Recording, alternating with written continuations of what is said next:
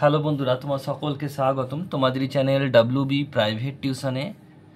আজকের এই ভিডিওতে আমরা রায়ামার্টিন প্রশ্নবিচিত্রা 2025 ক্লাস 6-এর ইতিহাস বিষয়, যে তোমাদের তৃতীয় ইউনিট টেস্টের জন্য 3 নম্বর স্কুল রয়েছে, Chittaranjan high school Purulia, page number হচ্ছে 280।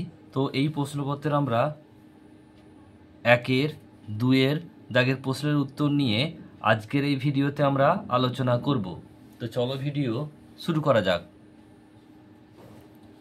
1-এর দাগে বলছে যে সঠিক উত্তরটি নির্বাচন করো। 1-এর দাগের 1 বলছে ইন্দো আর্য ভাষায় সবচেয়ে পুরানো সাহিত্য হলো ঋগ্বেদ। অপশান নাম্বার সি সঠিক উত্তর হবে। নেক্সট প্রশ্ন, বেদাঙ্গের মোট সংখ্যা হলো অপশান নাম্বার এ 6টি। নেক্সট প্রশ্ন, মহারাষ্ট্রের ইমামগাঁও একটি অপশান নাম্বার এ সঠিক উত্তর হবে, তামা পাথরের যুগের কেন্দ্র। নেক্সট প্রশ্ন, জৈনদের ধর্মপ্রচারক কি নামে পরিচিত? অপশান নাম্বার ডি তীর্থঙ্কর। নেক্সট প্রশ্ন 5-এরটা, দ্বিতীয় বৌদ্ধ সংগীতি হয়, এটা হচ্ছে বলছে কালাশোকের আমলে। Option number B. নেক্সট প্রশ্ন, সাতবাহনদের শ্রেষ্ঠ রাজা ছিলেন Gautamiputra Satakarni. Option number B সঠিক উত্তর হবে। নেক্সট প্রশ্ন, হর্ষবর্ধনের সহকবির নাম, এটা হবে option number B Banabhatta. Next প্রশ্ন, কোন অঞ্চলের শালি ধানের চাষ বেশি হয়? বঙ্গে। অপশান নাম্বার এ সঠিক উত্তর হবে। এরপর হচ্ছে দেখো 9-এর দাগের প্রশ্ন, বলছে যে ইন্তু হলো ভারতবর্ষ। নেক্সট প্রশ্ন পরেরটা বলছে দেখো, বুদ্ধচরিত কাব্যের রচয়িতা হলেন অশ্ব ঘোষ। অপশান নাম্বার এ সঠিক উত্তর হবে। নেক্সট প্রশ্ন 11টা, একজন হুন নেতা ছিলেন তোরমান। অপশান নাম্বার সি সঠিক উত্তর হবে।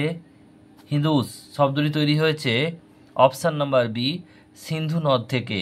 নেক্সট প্রশ্ন, বিষ্ণু শর্মার লেখা নীতি সাহিত্যমূলক রচনা হলো পঞ্চতন্ত্র।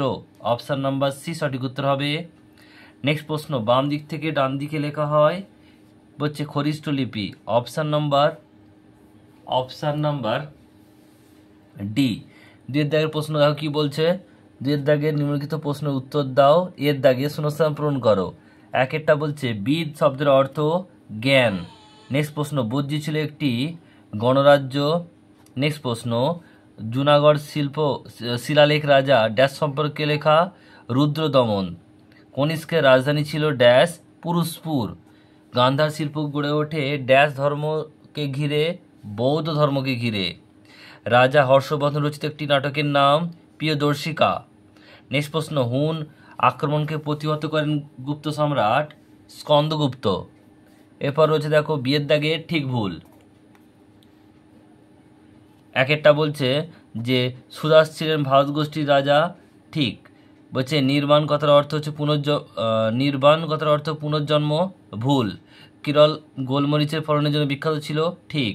গাঁথা সপ্ত সতী গ্রন্থটি পালি ভাষায় রচিত, এটা ভুল। মহাভারতের আদি নাম ছিল জয়কাব্য, এটা ঠিক। বলছে ইন্দো গ্রিক রাজাদের মধ্যে বিখ্যাত ছিলেন মিনান্দার, এটা হবে ঠিক। শতমান ছিলেন সাতবাহন রাজাদের মুদ্রা, এটা ভুল।